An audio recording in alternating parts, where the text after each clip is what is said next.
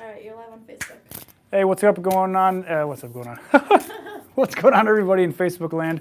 This is attempt 2.0. We are not getting any love from iPhone X, so we're jumping on Amelia's moto to bring this to you live. So this week's Wednesday Wellness Minutes, we're going to be talking about Alzheimer's disease, and this is a special dedication to my brother-in-law Greg. And he requested that I do this segment based on a friend of his that's struggling with this potential diagnosis. So we're hoping to dispel some myths, help educate you on what's going on with this particular scenario of Alzheimer's, and help you empower you to get the information you need. So let's talk first of all about neurodegeneration diseases or neurodegenerative diseases. Basically, the neurological system in the brain is degenerating. It's breaking down. And in essence, what are they going to do for you? They medicate you, but that is not getting to the root cause. So what I'm going to provide for you this evening is some information about how to get to the root cause, and that's what we do here. We get to the bottom of the barrel as far as what the root of the root is, as far as what's going on with the nervous system and things like that. So let's just talk about some statistics. If you've ever looked up statistics for the Alzheimer's disease, 10% of people 65 and older, 10% of 65 and older. So you're looking at baby boomers, 10% of them already have it. 25% of 75-year-olds and 50% of 85-year-olds. Those numbers are staggering, and that number is only going up, okay? So the fastest growing segment of the population is 85 years and older, and the research predicts that 106 million people, that is almost a third of the country, will be affected by Alzheimer's by 2050. Now, it's almost 2020. That's only 30 years from now. So those numbers should really kind of give you some perspective on how significant this is. It is now the 7th leading cause of death, according to the CDC, the Center for Center for Disease Control, excuse me. So let's get into some ideas about what causes Alzheimer's, right? There's a lot of misinformation. Everybody thinks, oh, you're born with it, or, it's type 3 diabetes, or whatever it is, right? Always take away that no one thing causes any one thing. Therefore, if it's a neurodegenerative disease like MS, ALS, Lou Gehrig's, Parkinson's, Alzheimer's, the list goes on and on, right? What you want to appreciate is none of these are caused by one thing. The human psychology wants us to find a silver bullet. This is to blame. This is the cause. All I have to do is address this and it's fine. The problem is it's never that easy and it's never that simple, although we'd like to make it that way. No one thing causes one thing. Remember that. Let's start first of all, your second brain or your first brain. It's debatable. Your digestive system sends just as many messages up the vagus nerve to the brain as the brain sends down to the nervous system. So we appreciate that your first or second brain, whichever you want to call it, your digestive system, is going to be a leading cause of what's going on in the brain. If you look at the standard American diet or the SAD diet, it is massively inflammatory. It's causing a lot of disruption in the microbiome, in the bugs that give us the proper neurotransmitters and stuff like that help our brains. So when you're thinking about the digestive system, you want to think about leaky gut, because if there's leaky gut, there's a leaky brain. So if you have perforations in your gut lining because of chronic unrelenting inflammation, and then things get from your digestive system into your bloodstream and then end up in your brain, that can cause a lot of things to happen. Inflammation is the primary one. Parasitic infections is probably the leading cause that I've found in clinical practice for neurodegenerative diseases. Now there are other things at play there, but when you talk about a linchpin, neurological disorders are oftentimes parasites and or bacteria. Fungus and viruses can take a part, but bacteria and parasites are predominant. A GI parasite that's very common is Giardia. Giardia is a very common parasite in our environment. People say don't drink unfiltered water. You might get Giardia if you go camping and things like that. Just remember, you already have it. You already have it in your body. These bugs are millennia old. They have been around forever, so they're not brand new to you. You didn't catch it last week. It just depends on what you're dealing with in life stresses and what stresses are on your body. So parasitic infections, big time problems. Find them in eyes, find them in brains, tissues all over the body, pancreas, spleen, liver, gallbladder, all over the place. We all have them. It just depends on whether our body has neurological holes per se to be filled by those bugs. If we're completely whole and wholesome and filled up inside, we don't have any room for parasites. We don't hold on to them. So keep that in mind just as a frame of reference. Generally speaking, from a neurological or what we call a neuroemotional standpoint, what we address in the QNRT treatments is if Giardia is at play, we want to look at maybe someone has been trained that they're unable to ask for help or they can't do it. Like, I feel like I can't do it. They have some type of deep issue with lying. Not necessarily them, but maybe someone else. It could be them. It's hard to say. Maybe they were taught that lying was important or was a way to deal with issues. Just lie about it. It's fine. Avoiding conflicts and or if someone's feeling a lack of significance, that can leave a void, like an emptiness inside, and cause these bugs to fill that space and things like that. T. gondii, as we mentioned, Toxoplasma gondii is a pretty common one. That, generally speaking, and I'm just going to mention two because there's trillions and trillions of them. T. gondii is oversensitive, feeling defective, feeling unwanted, not getting what you want in life, okay? People will say, well, I don't have any parasites, it's impossible. Well, if you've ever eaten an undercooked piece of meat, if you ever walked barefoot in the grass, if you've ever been around a pet, sushi is a big problem, right? Raw fish, raw meat, undercooked meat, walking barefoot, animals. All you need to do is look around. We all have parasites. Interestingly enough, they take livestock and they deworm them or debug them twice a year and give them minerals every day. Human beings, we don't talk about deworming. We don't talk about, doing parasite cleanses anywhere. It's just not talked about because nobody else thinks, oh my God, I have a parasite? Oh my gosh. No, everybody's got parasites. Everybody. It just depends on whether they're the problem for you. So don't worry about the bugs. Remember, the malevolent microbe is not a problem as long as the mind is clear. Always remember that from James Allen. Inefficiency to be able to detox is a really important one to keep in mind. Anytime you have free radicals bouncing around like the Tasmanian devil in the brain causing damage and you don't have enough free radicals to quench them, to donate different molecules to calm them down, like give them the chill pill, if you will. Right? These free radicals cause damage to the brain. And if you're not getting the CoQ10 and the green teas and things like that, you're not going to get the benefit of calming these down and quenching these free radicals. So they can cause degeneration in the tissues. So keep that in mind as far as inefficiency of detoxification. Since the 1960s, they produce about 20,000 new chemicals every year. 20,000 new chemicals every year since the 60s. Now, you can imagine the number that have been produced since the 60s, because we're in 2018, folks. It's been a long time. They've been piling these things up, and none of them are regulated for the most part as far as the government goes and what you can be exposed to. They usually call them as their additives or something like that. It's not a big deal. It's not going to harm you. No big deal. There's a University of Minnesota researcher that says we're exposed to approximately 270,000 different chemicals every day. Chemicals, toxins, things like that. Here in Minnesota, we're exposed to a lot of mercury in the air because of the coal-fired power plants in Becker, Bayport, and Burnsville. So we're pretty much triangulated by that, and we have one of the highest airborne particulate levels of mercury in the country. Not to be worried about as long as your body is detoxifying well. So keep that in mind. And if you're traveling a lot, right, air flight, a flight from New York to LA is about the amount of ultraviolet radiation you're going to get during an entire year on the ground. Okay, so that, I think it's an 8-hour flight, coast to coast, is about as much UV radiation as you're going to get an entire year on the ground. If you fly a lot, if you're a flight attendant, I almost said stewardess, that's that term is gone, a flight attendant or a pilot or something like that, or even if you air travel a lot for work, it's going to affect you. So keep that in mind. You need to detoxify every day, not just every year or every quite a couple of years. So getting the tissue toxins out of the brain, right? That is so critically important because if your brain can't get the toxins out, if you're dehydrated and your glial lymphatic tissues are low, like the lymphatic tissues of the brain can't get toxins out, you're going to have that build up, which is going to cause a lot of that free radical overburden, right? We mentioned earlier type 3 diabetes.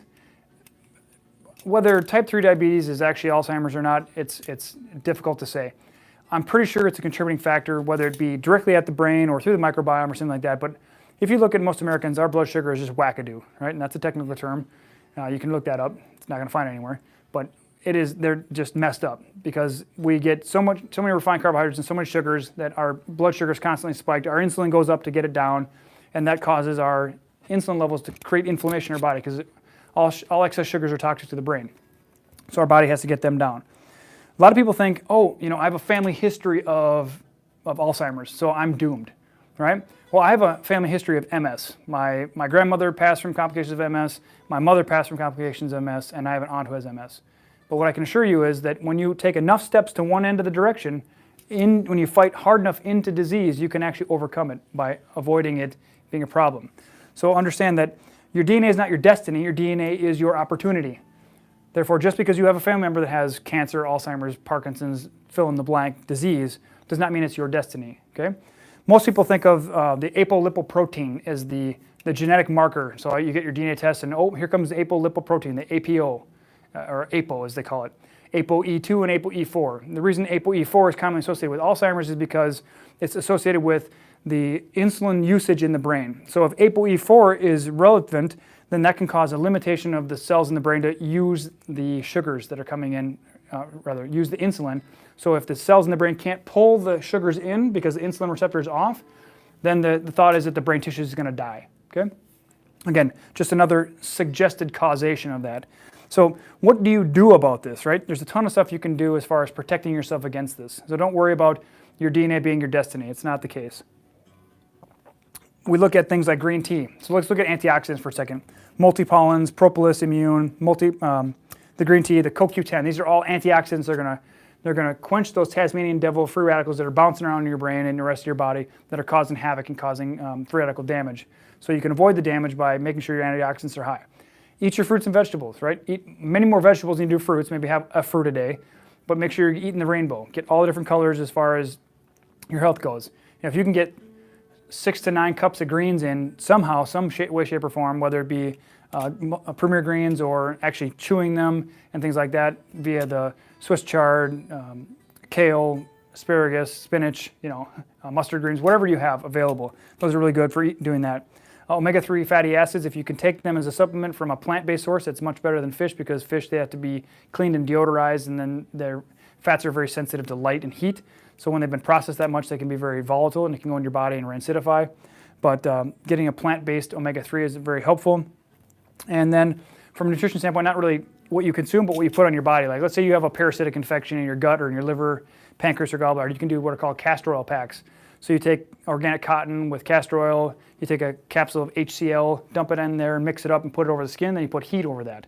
And then and you can actually use oregano oil too. So a little mixture of that. Don't worry about remembering all that. We can give you directions on how to do it.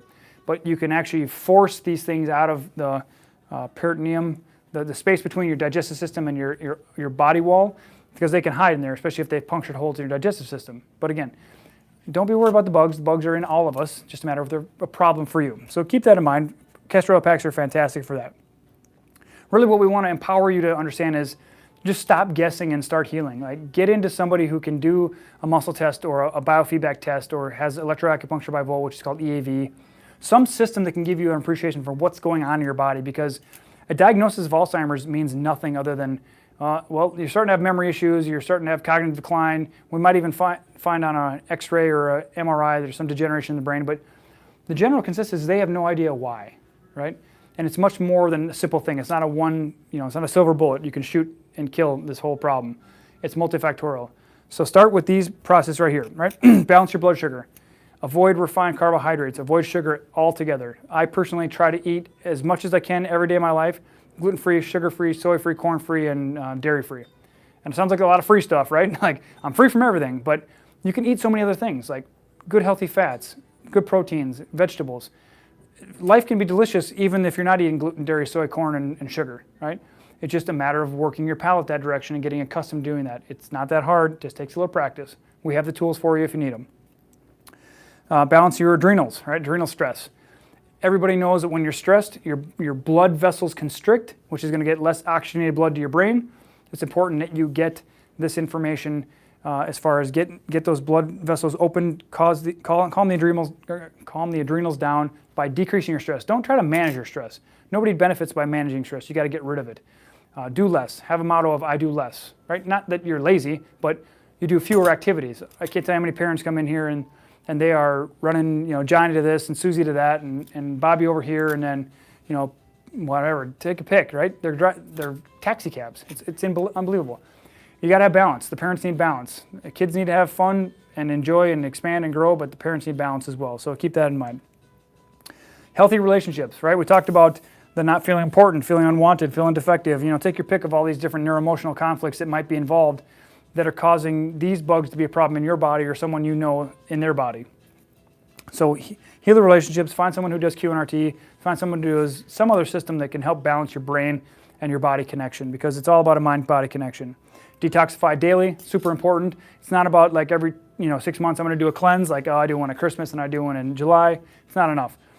270,000 different toxins coming in every day. It's a matter of how well you get rid of them and to determine how well your brain's going to stay healthy. Okay? You can do Sudoku puzzles. You can do these online websites. I don't even know what the names are, but you know what they are. You've heard commercials on the radio. But if your brain's toxic and you can't get the stuff out of your brain, it's not going to do you much good to try and do Sudoku or a crossword puzzle or something like that. You need to find someone who can tell you what's going on, where the choke points are, where the toxins aren't getting out, where you can't detoxify, where your bugs are imbalanced, where your nutrition's lacking. You need this help. This is information we can provide you if you need it. As we talked about, eat the rainbow, eat the healthy fats, avoid processed foods and sugars.